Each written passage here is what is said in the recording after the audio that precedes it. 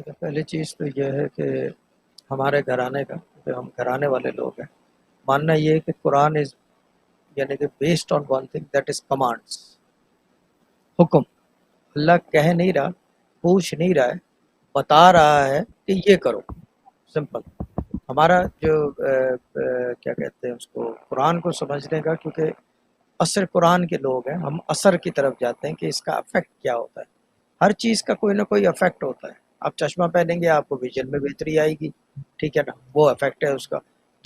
جس کا نمبر نہیں ہے وہ چشمہ پہنے گا، بلری ہو جائے گا، تو دیٹ مینس بالکل کہ اٹ صحیح۔ Has an effect, everything has an effect.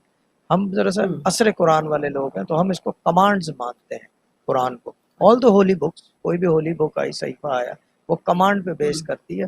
وہ پوچھ ہوں نہیں رہے، سمجھا نہیں رہے، بتا نہیں رہے، وہ کہہ رہے ہیں بھائی یہ کرنا ہے، ٹھیک ہے نا۔